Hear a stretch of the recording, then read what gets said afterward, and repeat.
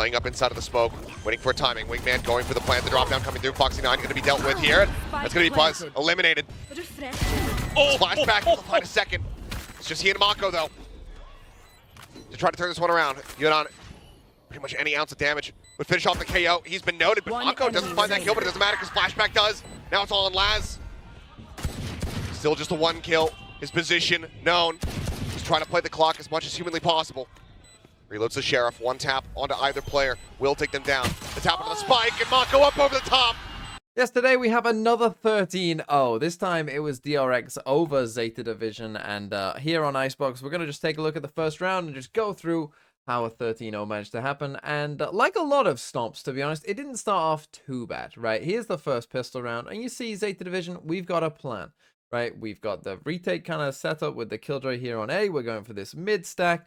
Okay, DRX are just running it in towards this A site. You're going to see that, you know, they're going to destroy the turret.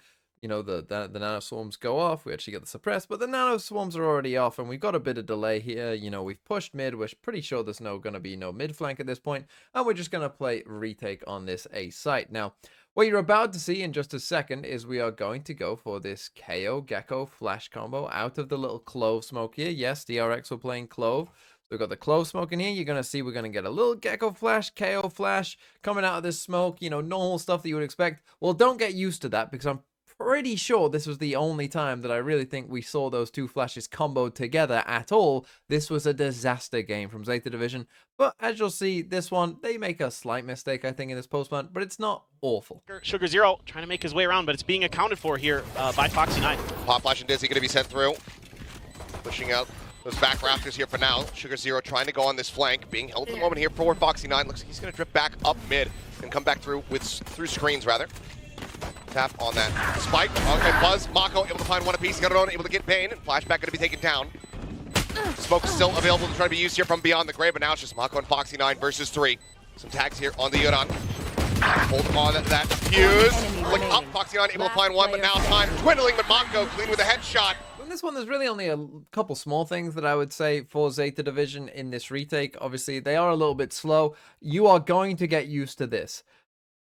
Sugar Zero going on some really late flank, not truly being in the round. This is going to happen a lot, okay? It's going to happen a lot in this game. The other one thing I would say, the kind of mistake that they make is that when this wall is up here, they're going to tap the spike, but we die. Our Gecko dies here with Wingman in hand, right? Which is something that just really shouldn't happen, right? Like retake here on Icebox, like just get Wingman on the spike, right? Just force them to panic and stuff like that. That's the only other thing is that I would say, like, instead of tapping the spike here, just like send Wingman on the spike whilst this wall is up. Cause some panic for them. You know, they're going to be shooting at Wingman when this wall drops. You know, it would be slightly better for them. But, you know, it didn't start off as a complete disaster. You see that the round actually got a little bit close there. Okay, next up, we're going to take a look at the bonus round, right? How did they lose the bonus round? Well, Zeta Division are going to try and get proactive here. And hey, that makes sense, right? We're playing the Gecko KO comp with an Omen as well. Like, you know, go and get proactive makes sense, right? Well, don't get used to that. Don't get used to that whatsoever, because this is like the only time they were ever proactive at all with a comp that kind of demands that you be proactive. This was a big problem for Zeta Division in this game in general. And you'll see in this one, they lose it because we're going to get a clove smoke in here.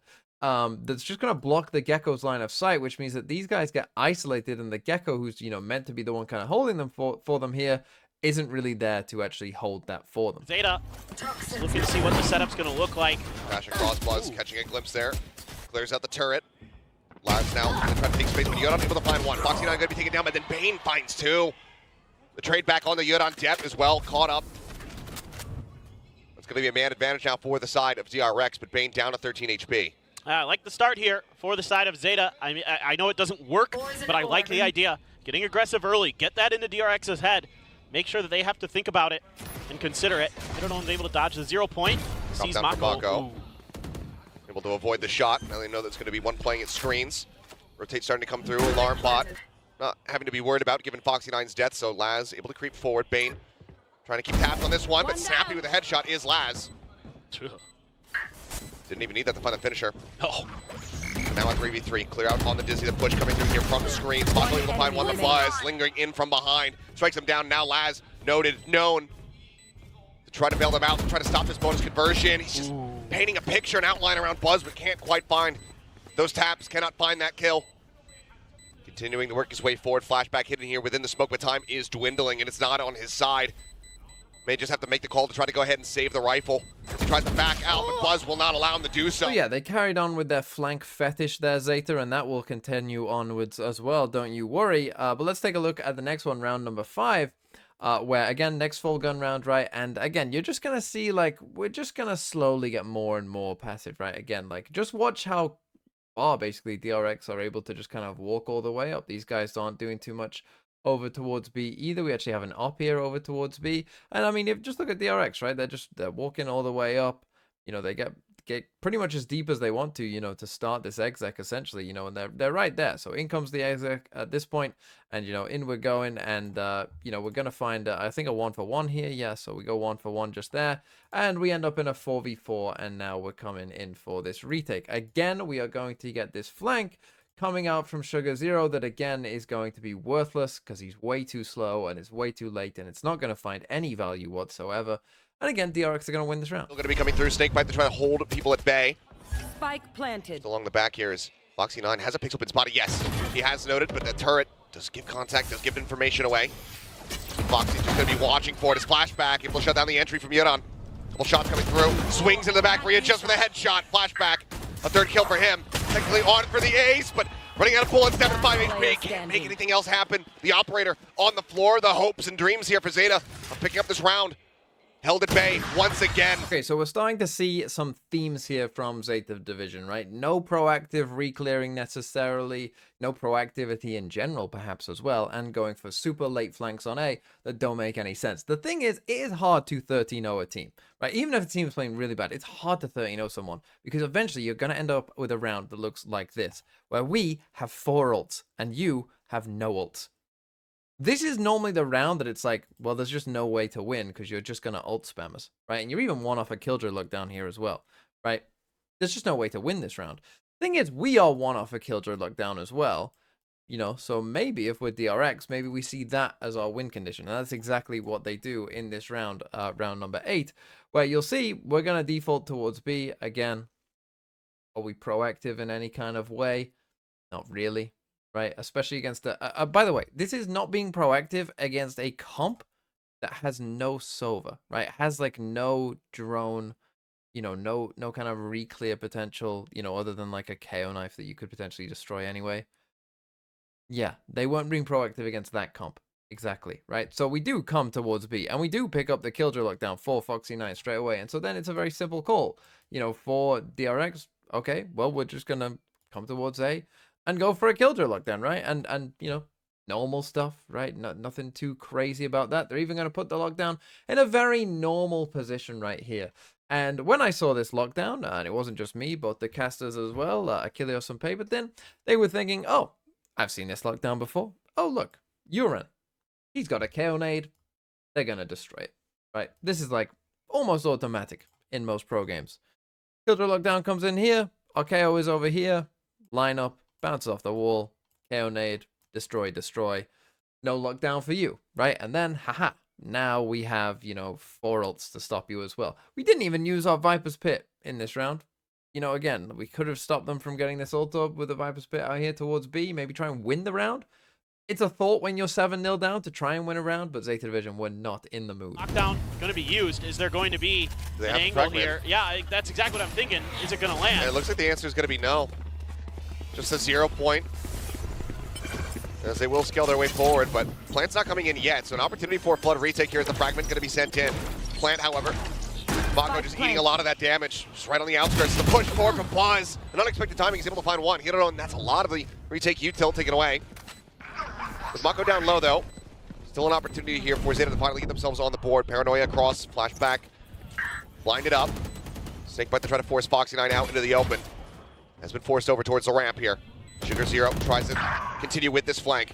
Mako holding close. Step taken down. Foxy9 eliminated. That means that the rear side here exposed for DRX, and Mako felled. Fade able to find one. Looking for the second. It's going to be flashback able to claim it, but now Sugar Zero arrives. Time has been bought, however. It's working against him once again. 6 bullets left here in the Vandal. Noise made. Swing to the back. Sugar Zero finds the shot, but he still cannot get the round victory. DRX moving up 8. The weapon will not be carried over. And yes, of course they lost the time going for that big flank, because of course they did, because by the time that the spike is being planted, Sugar Zero is here. I mean, he's lucky here. They have actually, you know, come to be here and taken this ult up. Like, in theory, there could be someone here as well. So, of course, he's too slow to do this. Of course he is. You don't have time to do this. And I will say it's nice by DRX, right? That, you know, they're not just going to let them play and sit for their ults, right? We are just going to come out and kill you here. This is a nice play by Buzz, right? Deny them that Gecko ult, you know, from coming in so that you can't just ult spammers with all these ults.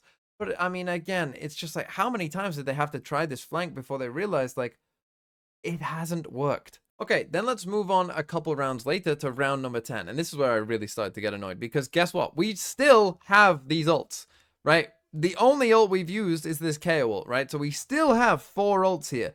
The problem is, once you start going further and further, of course, is now they have a Clove ult, right? So now they're getting an ult, and, you know, we're not too far off a KO ult and whatnot. So now, like, you know, they're starting to get some of theirs back as well. But okay, we've still got 4 ults, and let's take a look at this round, because we are going to use the Viper's Pit. Okay, we're gonna use the Viper's Pit. That's great. Again, let's just play for ult spam here, right? You know, we've got the Killjoy lockdown, we've got a Gecko ult. So surely that's our plan here on A. We're Viper's Pitting over towards B, and our plan towards A can just be use a Killjoy ult, use a Gecko ult, unlosable, right? Of course we don't. Of course we decide to play. What positions do we decide to play? Let's play committed positions with my Killjoy here on A, instead of playing for a Killjoy lockdown that is going to be hard for them to destroy. What are you doing? Why is that your choice to do that? I want to point out, because this is the last round we'll look at, they didn't use their Killjoy or Gecko ult this half. They did not use them. In the next couple rounds after this, they did the exact same thing, where they literally just played in positions like this on A, committed positions where they just died before they got to use their ult. What are you doing? First pit on the other side of the map, but, you know, again, it's only a 3-man stack. They're not willing to give up that extra space towards Kitchen to bring an extra player over, because you have had players like Foxy9 that were lurking around. And these players with these crucial ultimates are playing Oh quite my more forward than God. Mako. Catching a glimpse, but now Laz dead. Lockdown not going to be available here. Hirodon able to find 1, but then he's traded out, so no chance that Thrash to come through. And the only player that they're able to find is the only one that's able to put up value while dead. Buzz, another 3K, drops down, looking for the 4th. Can't quite make it happen. It's a little bit whiffy there. ADS at range. So yeah, Zeta Division, just absolute passive Peters. You know, let DRX do whatever they want on this A site. We're playing super scared. And then, I mean, I don't think I've ever seen anything like them not using the ults. I mean, even in 2020, people knew that you should use an ult. But apparently Zeta Division didn't get that memo.